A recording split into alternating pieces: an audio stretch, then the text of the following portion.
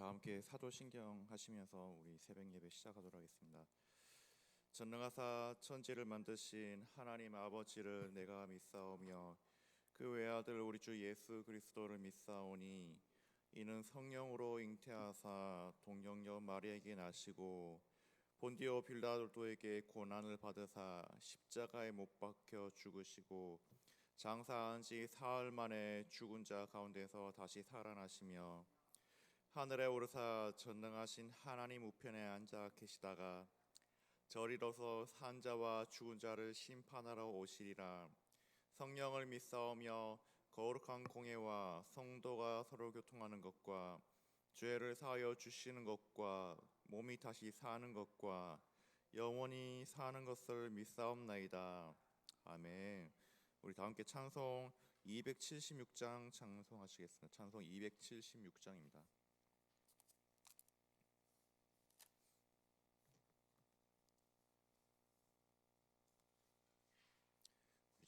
다 함께 찬송 276장 찬송하시겠습니다. 아버지여 이 죄인을 용납하여 주시고 예수님의 이름으로 구원하여 주소서. 아버지를 떠나 산지 벌써 오래되었고 험한 길에 고난 몸이 이제 돌아옵니다. 전에 하던 헛된 일을 애통하게 여기고 겸손하게 엎드려서 궁서하심 빕니다. 은혜 감당 못하오나 회개하는 영혼과 나의 약한 육신까지 감히 드리옵니다. 나의 죄를 사하시려 주님 죽으셨으니 그 공로를 의지하여 주만 의지합니다.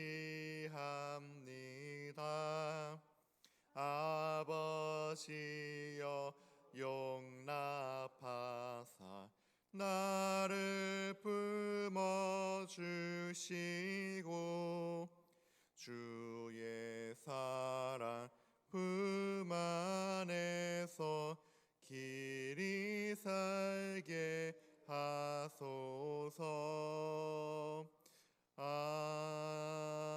아멘. 우리 2월 5일 오늘 함께 보실 말씀은 우리가 다 함께 창세기 38장과 마가복음 8장을 읽고 우리 돌아가셔서 가정에서 우리 욥기 4장과 로마서 8장을 오늘 하루 읽으시면 되겠습니다. 다 함께 창세기 38장을 다 함께 살펴보도록 하겠습니다. 창세기 38장입니다. 제가 먼저 읽도록 하겠습니다. 그 후에 유다가 자기 형제들로부터 떠나 내려가서 아둘람 사람 히라와 가까이 하니라.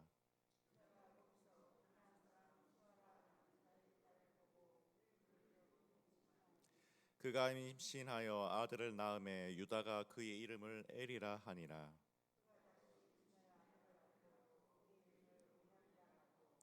그가 또 다시 아들을 낳고 그의 이름을 셀라라 하니라. 그가 셀라를 낳을 때 유다는 그 집에 있었더라.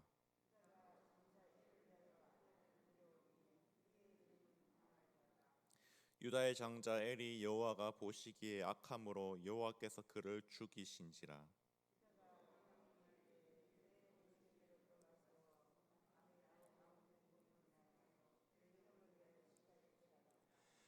오나니 그 씨가 자기 것이 되지 않을 줄 알므로 형수에게 들어갔을 때 그의 형에게 씨를 주지 아니하려고 땅에 설정하매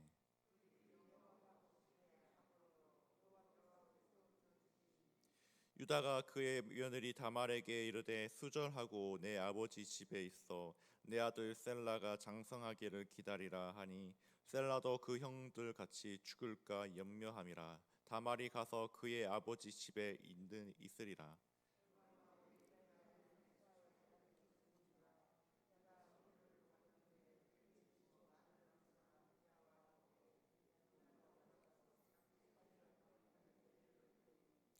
어떤 사람이 다말에게 말하되 내 시아버지가 자기의 양털을 깎으려고 딥나에 올라왔다 한지라.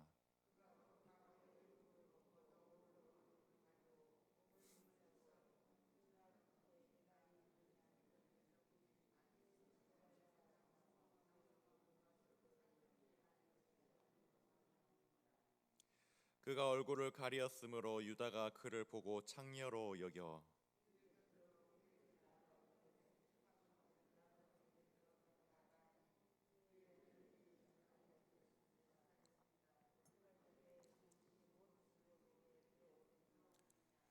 유다가 이르되 내가 내 떼에서 염소 새끼를 주리라. 그가 이르되 당신이 그것을 줄 때까지 담보물을 주겠느냐.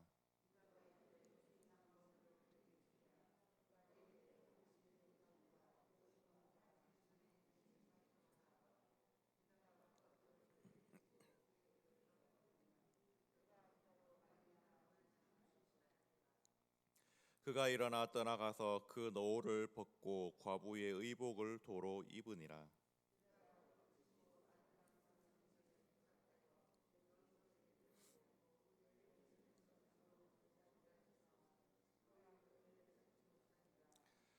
그가 그곳 사람에게 물어 이르되 길곁 에나임에 있던 창녀가 어디 있느냐. 그들이 이르되 여기는 창녀가 없느니라.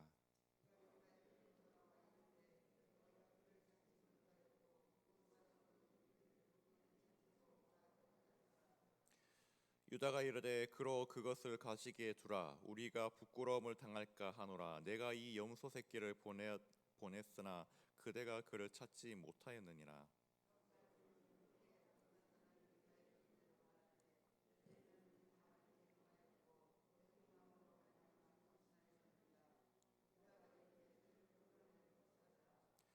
여인이 끌려 나갈 때 사람을 보내어 시아버지에게 이르되 이 물건 임자로 말미암아 임신하였나이다. 청하건대 보소서. 이 도장과 그 끈과 지팡이가 누구의 것이니까 한지라.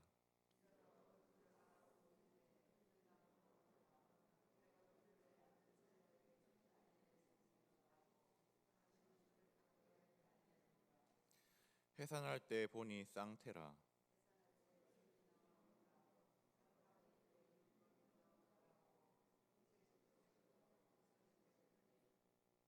그 손을 도로 들이며 그의 아우가 나오는지라. 산파가 이르되 너가 어찌하여 터뜨리고 나오느냐 하였으므로 그 이름을 베레스라 불렀고 그의 형 곧 손에 홍색실 있는 자가 뒤에 나오니 그의 이름을 셀라라 불렀더라. 아멘. 예, 앞장인 우리 어제 37장에서는 이제 유다는 요셉을 이스마엘 사람들에게 팔기 위해 앞장섰던 자로 나오고 있습니다. 예, 오늘 이 유다와 다말에 대한 이야기인데요. 이렇게 자신의 동생에 대해서 이 적대적인 행위를 하던 자가 그 전까지는 유다였어요. 유다였는데 근데 어떻게 된 일인지 38장 이후로는 이 유다의 태도가 변함을 앞으로 성경을 살펴보면 알 수가 있는 것입니다. 근데 그가 왜 그렇게 태도가 변할 수 있었는지 우리 오늘 말씀을 통해서 살펴볼 텐데요. 2장 이후에 유다는 43장에서 자신의 막내 동생인 이 베냐민을 구하는 일에 누구보다도 더 앞장서서 구하는 일에 힘쓰고 있음을 후에 가서 볼 수가 있는데요. 사람은 참 변하기가 쉽지 않은데 무엇이 그토록 변했는지 함께 말씀을 살펴보도록 하겠습니다. 오늘 말씀에서 다말은 유다의 첫째 아들과 둘째 아들과 차례로 이제 혼인을 하는 장면이 나옵니다. 원래는 형이 살아 있는 동안에는 동생이 절대 형수와는 결혼할 수가 없지만 지금의 상황은 다른 것이죠. 자신의 형인 이 엘이 죽어버렸기 때문에 그래요. 이 엘의 죽음에 대해서 이 성경은 그가 여호와 보시기에 악함으로 여호와께서 그를 죽이셨다라고 그렇게 나오고 있습니다.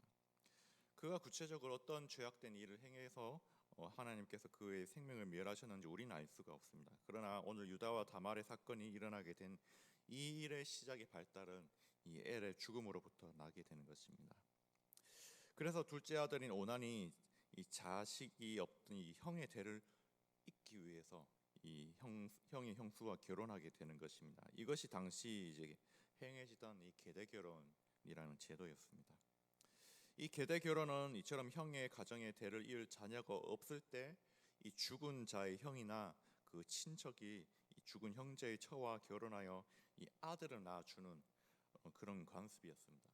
우리가 쉽게 그 룻기에서 이제 룻과 보아스의 결혼이 그 계대 결혼의 모습이었죠. 하지만 둘째 아들 오난은 이 일을 잘 지키지 않습니다. 오난은 자신이 원해서 다말과 혼인한 것도 아니었고 또한 다말을 통해 대를 잇는다 하더라도 그 씨가 자신의 씨가 되지 않는다라는 그 사실을 알고 있었기 때문에 이 다말과 동침할 때 이 오난은 그의 씨를 땅에 설정해 버리고 만다라는 것입니다.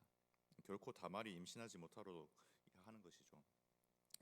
그래서 10절에서는 이 오난의 이러한 행동에 대해서 그 일이 여호와의 목전에 악함으로 여호와께서 그도 죽이시니라라고 말합니다. 이 둘째 아들이 마저도 자신의 죄악으로 인하여서 이 하나님으로부터 죽임 당하고 맙니다. 첫째도 죽고 둘째도 죽고 이 유다는 이 사태의 책임에 대해서 결국엔 다말로 돌리게 됩니다. 이 사실은 두 아들들이 악함으로 죽은 것인데 그러나 유다는 이 모든 문제가 이 다말에게 있다라고 생각을 했던 것이죠. 그래서 유다는 그녀에게 자신의 셋째이자 막내인 셀라를 이 다말에게 주지 않으려고 하는 것입니다. 결국엔 다말이 어떻게 하고 맙니까? 자신의 시아버지 유다를 속이기 위해 결국엔 창녀로 변하고 말죠. 창녀로 변해서 유다와 이 관계를 가지게 됩니다. 그래서 그 징표로 다말은 유다로부터 이 도장과 지팡이와 끈을 담보물로 잡게 됩니다. 이것은 이제 고대 근동에서 오늘날에 마치 이제 운전면허증이나 뭐 신용카드처럼 그런 이제 효력이 있는 그런 물건이었다라고 해요. 이렇게 유다는 우발적으로 자신의 며느리와 이 근친상간을 하고 마는 것입니다. 결과적으로 다말은 시아버지의 아이를 임신하게 됩니다. 그리고 세 달 후에 유다는 이 다말의 임신 소식을 듣게 되는 것이죠. 때마침 유다에게는 좋은 기회였을 것입니다. 이 자신의 막내 아들을 다말로부터 지켜낼 수 있는 좋은 기회였기 때문에 그래요. 그래서 그는 가혹하게도 다말을 화형에 처하고자 하는 것이에요. 이렇게까지 죽일 일이 아닌 것인데 이 유다는 다말을 어떻게 해서든 죽이려고 이 화형에 처해야겠다라고 생각하고 있었던 것이죠. 그만큼 유다는 이 자신의 막내 아들에게 이 다말을 내어 주기 싫었던 것이에요. 그녀만 사라진다라면 모든 상황이 정리될 수 있었기 때문에 그렇죠. 그러나 다말이 담보물로 가지고 있던 그 유다의 도장과 지팡이 끈을 이 유다에게 내밀자 유다는 이렇게 말하죠. 그는 나보다 옳다라고 선언하는 것입니다. 그의 위선적이었던 행동들이 그 자신의 신실하지 못하는 행위와 이 이중잣대가 이를 통해서 드러나게 되는 것이에요. 그러자 이제 유다는 자신을 스스로 낮추게 되는 것이죠. 마치 회개를 하듯이 이 자신의 죄를 인정하며 고백하듯이 유다는 스스로를 낮추게 되는 것입니다. 이 사건으로 인해서 유다는 그 뒤부터는 변화된 인생을 살게 되는 것입니다. 물론 이것 외에도 다말은 유다를 통해서 이 베레스와 세라를 잉태하게 됩니다. 유다를 통해 하나님의 약속이 이 다음 세대로 계승될 수 있게 되었습니다. 이 베레스는 곧 룻기에 등장할 보아스의 7대조가 돼요. 7대조가 되고요. 후대에 나올 이 야곱의 10대조 조상이 됩니다. 오늘 말씀에서 이 유다는 이 하나님의 약속을 위기에 빠뜨릴 뻔했습니다. 야곱에게까지 이 흘러내려왔던 하나님의 축복이 유다를 통해 계승되어야 가야 하는데 이 유다는 그 약속을 전수할 이 자손을 일으키는 일에는 전혀 관심이 없어 보였기 때문에 그래요. 그러나 다말의 이러한 용감한 행동으로 결국 유다의 자손을 통해 하나님의 약속이 계승되어 감을 우리는 볼 수가 있는 것입니다. 우리가 욥은 주시니도 여호와시요 또한 거두시니도 여호와시라 그렇게 고백을 했지만은 오늘 이 말씀에서는 이 약속을 주시니도 하나님이시요 그것을 이루어 가시는 이도 하나님이시다라는 고백을 오늘 말씀을 통해서 설명해주고 있는 것입니다. 그 말인즉 이제 하나님의 이 언약은 인간의 행동에 의해서 성취되어지는 것이 아니라 하나님 스스로가 친히 이루어 가신다라는 것을 오늘 성경에서 말을 하려는 것이에요. 앞서 우리는 이제 37장에서 요셉을 통한 하나님의 섭리에 대해서 어제 살펴봤었죠. 이 형들의 악한 계획을 하나님께서는 그분의 손길에 의해 이 섭리되어 감을 우리는 이 성경을 통해서 볼 수가 있었습니다. 마찬가지로 오늘 말씀에서도 이 타락한 유다의 모습 속에서도 이스라엘을 향한 하나님의 약속을 이 다말을 통해서 성취해 감을 우린 말씀을 통해서 볼 수가 있는 것이에요. 그래서 하나님께서는 이 하나님의 사람을 이 하나님 섭리 속에서 끝까지 이끌어 가신다라는 것입니다. 마찬가지로 우리 삶 속에서도 우리를 통해 앞으로 그분의 뜻을 이루어 가실 이 하나님의 놀라운 이 섭리를 믿고 신뢰함으로 나아가는 저와 여러분들이 되길 소망합니다. 그래서 우리가 하나님의 일을 좌지우지할 수는 없는 것입니다. 하나님의 일은 주님의 뜻은 오직 주님만이 또한 그분의 능력으로 통해서 이루어 가실 수 있기 때문에 그렇습니다. 그래서 늘 말씀 앞에 또한 믿음으로 겸손함으로 주를 신뢰하는 우리 모두가 될 수 있게 소망합니다. 우리 이어서 마가복음 8장을 다 함께 살펴보도록 하겠습니다. 마가복음 8장입니다.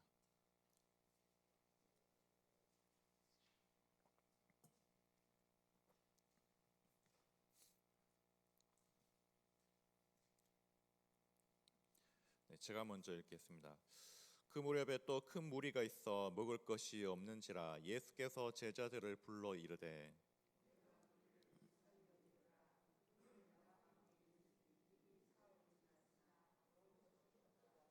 만일 내가 그들을 굶겨 집으로 보내면 길에서 기진하리라. 그 중에는 멀리서 온 사람들도 있느니라.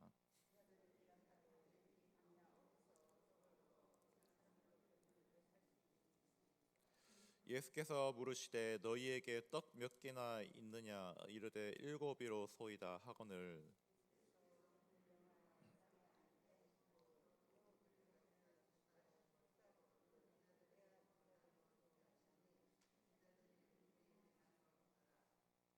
또 작은 생선 2마리가 있는지라 이에 축복하시고 명하사 이것도 나누어 주게 하시니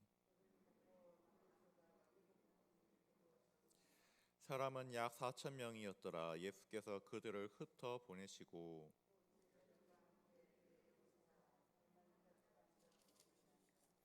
바리새인들이 나와서 예수를 힐난하며 그를 시험하여 하늘로부터 오는 표적을 구하거늘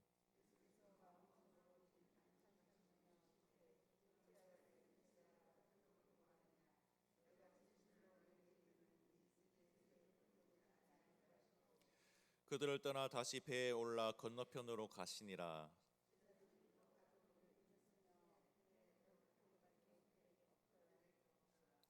예수께서 경고하여 이르시되 상가 바리새인들의 누룩과 헤롯의 누룩을 주의하라 하시니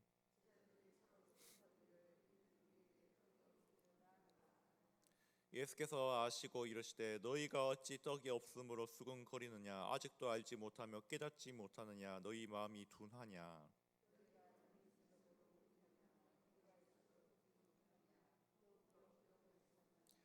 내가 떡 5개를 5,000명에게 떼어줄 때 조각 몇 바구니를 거두었더냐 이르되 12이니이다.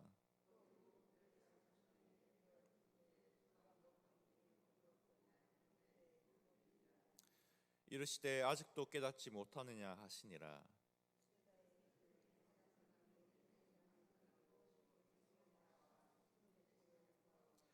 예수께서 맹인의 손을 붙잡으시고 마을 밖으로 데리고 나가사 눈에 침을 뱉으시며 그에게 안수하시고 무엇이 보이느냐 물으시니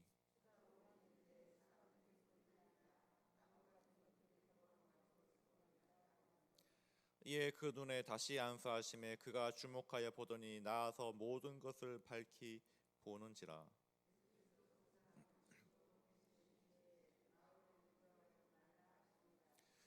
예수와 제자들이 빌립보 가이사라 여러 마을로 가실새 길에서 제자들에게 물어 이르되 사람들이 나를 누구라고 하느냐.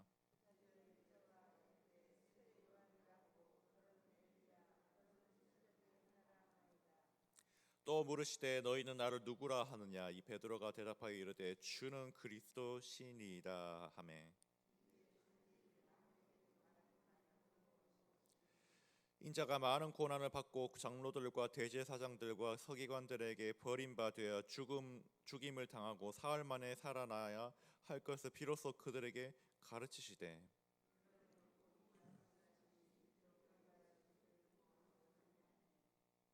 예수께서 돌이키사 제자들을 보시며 이 베드로를 꾸짖어 이르시되 사탄아 내 뒤로 물러가라. 내가 하나님의 일을 생각하지 아니하고 도리어 사람의 일을 생각하는도다 하시고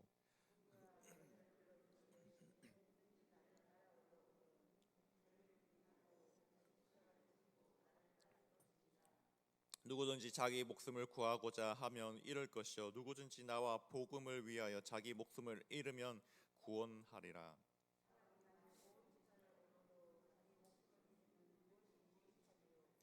사람이 무엇을 주고 자기 목숨과 바꾸겠느냐.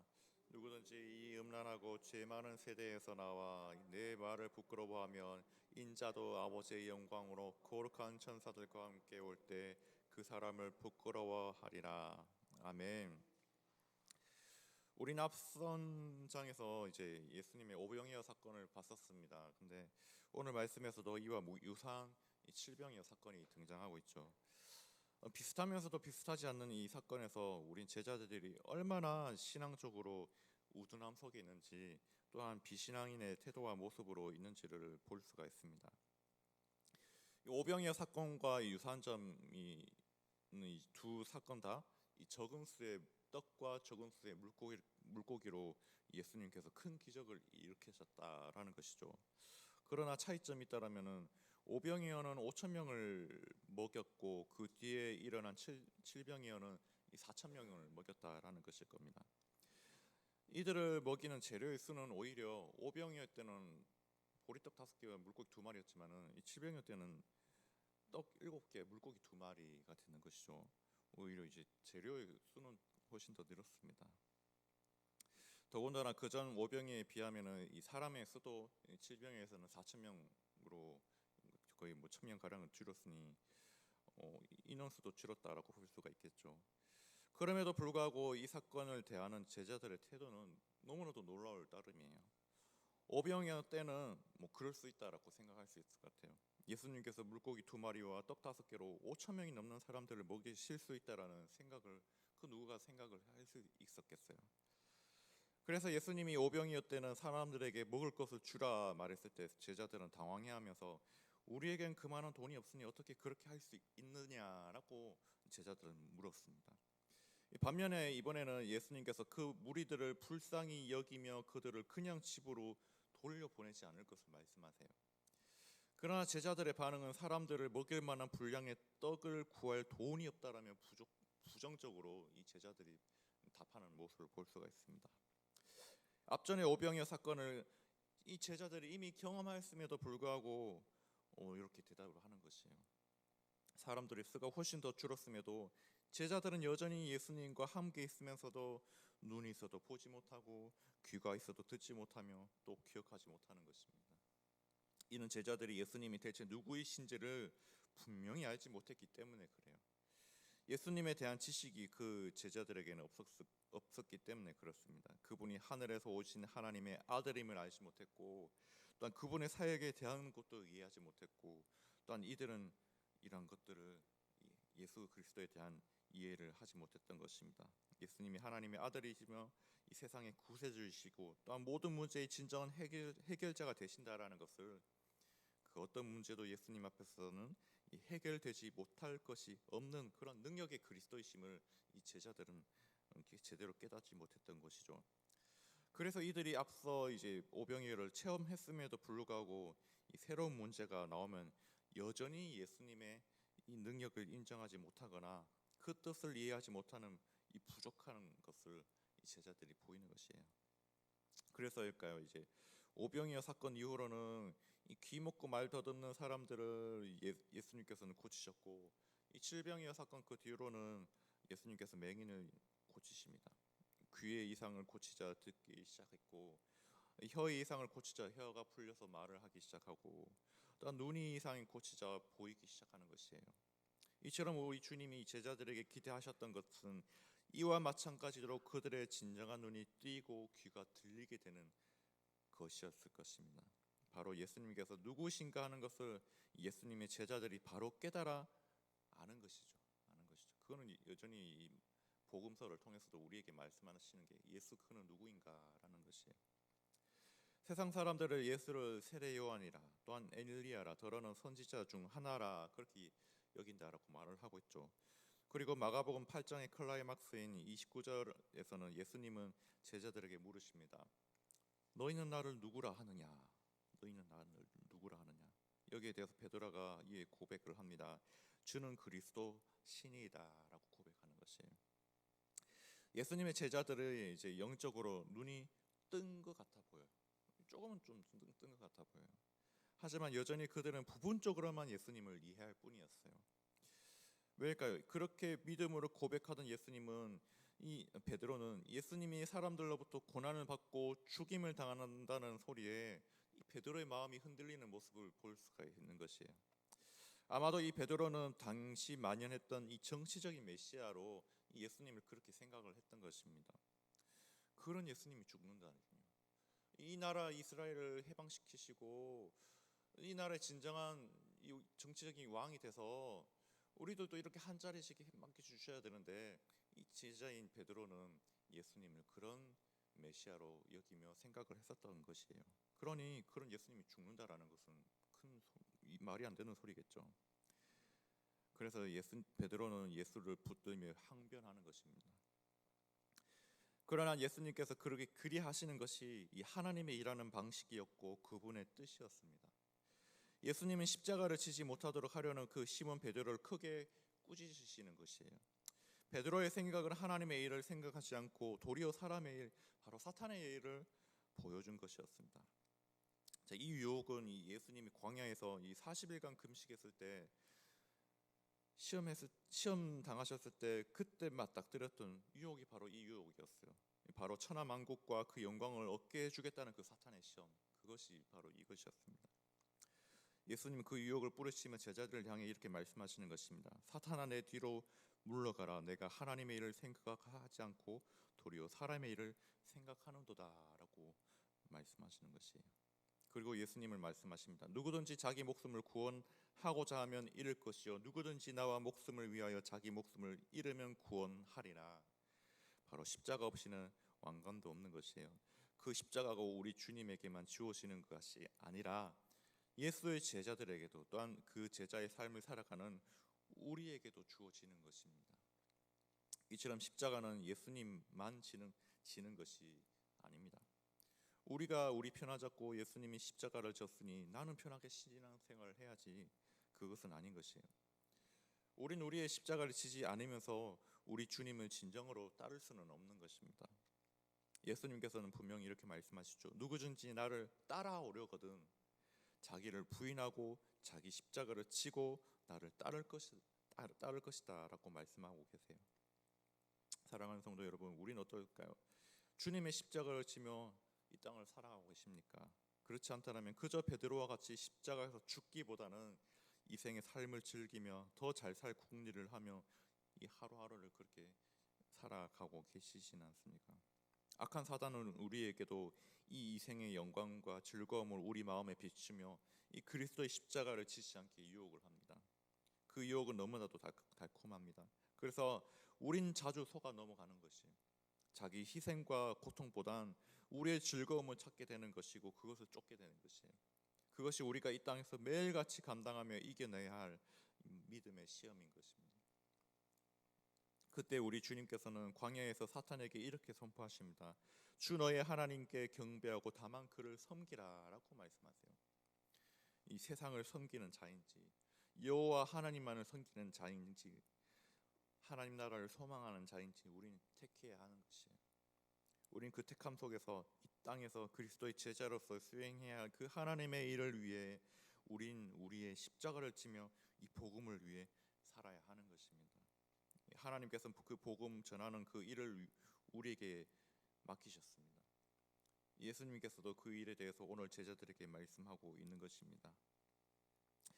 누구든지 이 음란하고 죄 많은 세대에서 나와 내 말을 부끄러워하면 인자도 아버지의 영광으로 거룩한 천사와 함께 올 때 그 사람을 부끄러워하리라, 그렇게 말씀하고 계시죠.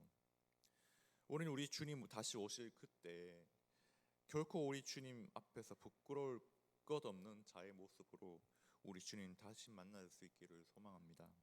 주님의 마음에 합한 자가 되어서 이 땅에서 우리 주님의 마음을 시원케 하는 자가 되어서 나의 십자가를 지며 이 땅에 주의 복음 전하는 이 참된 주의 제자로 살아가는 이 모든 성도님, 믿음의 성도님 되시길 주님의 이름으로 축복합니다. 우리 다 함께 이 시간 그 일을 위해 말씀 붙들며 이 시간 기도하며 나아가길 원하는데요. 먼저는 우리 영의 눈과 이 귀가 열리게 하시고 예수님 바로 깨달아 알 수 있게 해주시옵소서. 우리 다 함께 기도하길 원합니다. 또한 예수님이 하나님의 아들이시며 이 세상의 구세주이시며 모든 능력의 해결자 되시는 이 능력의 그리스도이심을 우리가 제대로 깨달아 우리 주님 믿음으로 신뢰하는 주의 제자 되게 하소서. 우리 다 함께 소망함으로 그렇게 기도하기를 원합니다. 자기를 부인하며 자기의 십자가를 질 수 있는 힘과 능력을 달라고 우리 다 함께 기도합시다. 주를 온전히 따르는 주의 제자 되길 구하며 우리가 다 함께 이 시간 기도하기를 원합니다. 결코 우리 주님 다시 오실 때 부끄럽지 않은 성도 되게 해달라. 우리 다 함께 기도하는 시간, 이 시간을 가지고요. 또한 그리고 나라와 민족을 위해서, 또한 이 교회를 위해서, 또한 아픈 성도들과 자신의 기도 제목을 두고서 이 시간 다 함께 합심하여 기도하면서 나아가시겠습니다. 기도하시겠습니다. 사랑과 은혜가 많으신 하나님 아버지 감사드립니다. 하나님 아버지